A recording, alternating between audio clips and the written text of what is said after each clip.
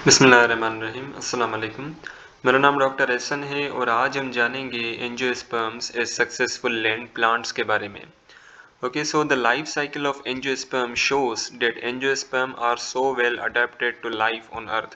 अब जो angiosperms हैं ना उनके अंदर बेसिकली काफ़ी मुख्तलिफ कैरेक्टर्स हैं जिसकी वजह से वो हार्श इन्वायरमेंट में भी इजीली सर्वाइव कर लेते हैं। Okay, so they adopt the life, वो लाइफ को इजीली अडॉप्ट कर लेते हैं।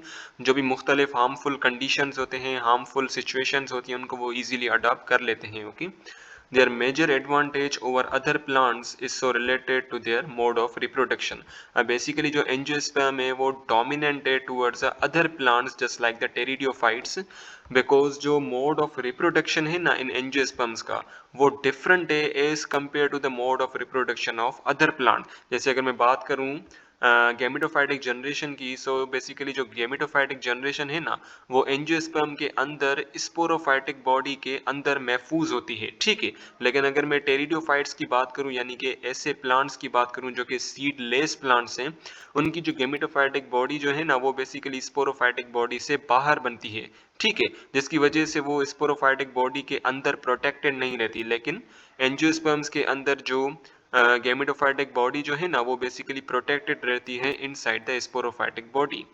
The gametophytic generation is very reduce. ठीक है ना, जो गैमेटोफाइटिक जनरेशन होती है एंजियोस्पर्म्स की वो रिड्यूस होती है, यानी कि वो बहुत ज्यादा मिनिएचर होती है और वो डिपेंडेंट होती है on the sporophytic body. It is always protected inside the sporophytic tissues on which it is totally dependent. अब जो गैमेटोफाइटिक बॉडी होती है ना एंजियोस्पर्म्स के अंदर वो टोटली डिपेंडेंट होती है on the sporophytic body, because sporophytic body ही उसको नरिशमेंट प्रोवाइड करता है। ओके, लेकिन अगर मैं बात करूं मोसिस की, लिवरवोर्ट्स की, ये जो ब्रायोफाइट्स हैं, where the gametophyte is conspicuous while in seedless vascular plant it is free living prothallus। अब बेसिकली जो ब्रायोफाइट्स है जस्ट लाइक द मोसिस एंड लिवरवोर्ट्स, इनकी जो गैमेटोफाइटिक बॉडी जो है ना वो बेसिकली कंस्पीशियस होती है, यानी कि हम उसे इजीली देख सकते हैं बिकॉज ये स्पोरोफाइटिक बॉडी के बाहर बनती है। ठीक है ना, ये यानी कि स्पोरोफाइटिक बॉडी से ऐसा कह लें कि ये डोमिनेंट होती है स्पोरोफाइटिक बॉडी के ऊपर। ठीक है, और ये डिपेंडेंट नहीं होती स्पोरोफाइटिक बॉडी के ऊपर, जिसकी वजह से जो गैमेटोफाइटिक बॉडी है ना इसके खुश्क होने के चांसेस ज्यादा, यानी कि ये इजीली डेजिकेट आउट कर सकती है। ठीक है, और अगर मैं बात करूं सीडलेस प्लांट की, यानी कि ये जो टेरिडियोफाइट्स हैं, ठीक है ना, उनकी जो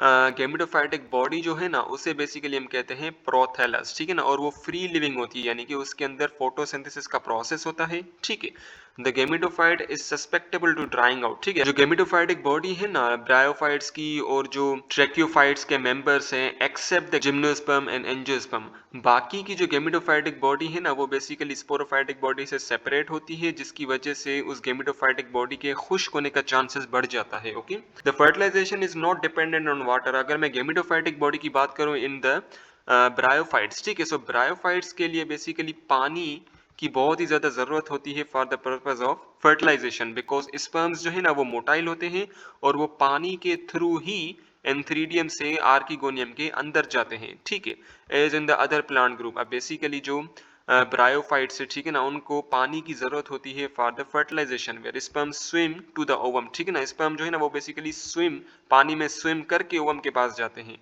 while the male gametes of seed plants are non-motile and are carried within the pollen grain that are suited for the dispersal by wind। अब बेसिकली जो ट्रैक्योफाइट्स है, ट्रैक्योफाइट्स में भी स्पेसिफिकली जिम्नोस्पर्म एंड एंजियोस्पर्म। ठीक है, सो gymnosperm and angiosperms की अगर मैं बात करूं तो उनके जो स्पर्म्स है ना वो क्या है, नॉन मोटाइल है। और स्पर्म प्रोड्यूस कौन करता है, पोलन ग्रेन के अंदर एक सेल होता है जिसे हम कहते हैं जनरेटिव सेल।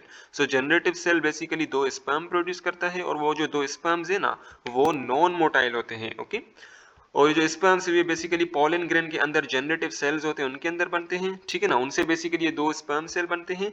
और ये जो पोलन ग्रेन है ना ये विंड के थ्रू या इंसेक्ट्स के थ्रू या पानी के थ्रू या एनिमल के थ्रू एंथर से स्टिग्मा की तरफ ट्रांसफर होते हैं। ठीक है, यानी कि मेल गैमेटोफाइटिक बॉडी से फीमेल गैमेटोफाइटिक बॉडी में ट्रांसफर होते हैं। ठीक है, finally transfer of male gametes after pollination take place by means of pollen tube. अब बेसिकली जब पॉलन ग्रेन एंथर से स्टिग्मा की तरफ आ जाता है, फिर जैसे ही वो स्टिग्मा पे पहुंचेगा ना, अब क्या होगा कि उस पॉलन ग्रेन के अंदर जो ट्यूब सेल है उस ट्यूब सेल से पोलन ट्यूब बनेगा और वो पोलन ट्यूब जो है ना वो माइक्रोपाइल को क्रॉस करते करते ओव्यूल के अंदर चला जाएगा और जो स्पर्म्स है ना वो उस ओव्यूल को क्रॉस करके ओवम के साथ फ्यूज हो जाएंगे। Okay, the ova been enclose within the ovule, और जो ओवा है ना यानी कि जो ओवम एग सेल वो बेसिकली ओव्यूल के अंदर मौजूद होता है in the angiosperms and gymnosperms.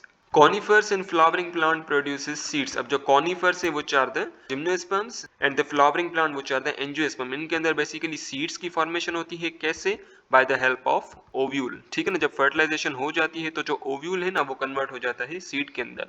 Development of seed is made possible by the retention of ovules and their contents on the parent sporophyte. तो ओव्यूल्स के थ्रू ही सीड्स बनते हैं। अगर मैं जिम्नोस्पर्म की बात करूं, सो जो फीमेल स्पोरोफाइटिक बॉडी जो है which is the female cone, उस फीमेल कोन के अंदर मेगा स्पोरेंजिया होता है और इस मेगा स्पोरेंजिया से मेगा स्पोर्स बनते हैं और इस मेगा स्पोर से फीमेल गेमेटोफाइटिक बॉडी बनती है। ठीक है, सो बेसिकली जब स्पर्म उसके पास आता है उस फीमेल गेमेटोफाइटिक बॉडी के पास और जब फर्टिलाइजेशन हो जाती है तो जो ओव्यूल है ना वो कन्वर्ट हो जाता है इनटू द सीड। और अगर मैं एंजियोस्पर्म्स की बात करूं तो जो ओव्यूल होता है ना वो ओवरी के अंदर मौजूद होता है, यानी कि जो फीमेल गेमेटोफाइटिक बॉडी है विच इज द कार्पेल।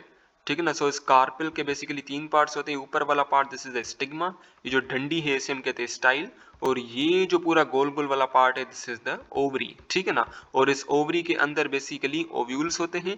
ठीक है, उन ओव्यूल्स के अंदर मेगास्पोर मदर सेल्स होते हैं। ठीक है ना, so basically megaspore mother cell की होगी मियोसिस, मियोसिस के नतीजे में 4 मेगास्पोर्स बनेंगे। ठीक है ना, जिनमें से 3 डीजनरेट हो जाएंगे, एक सस्टेन कर जाएगा। ठीक है ना, फिर उस एक में से फीमेल गेमेटोफाइटिक बॉडी बनेगी।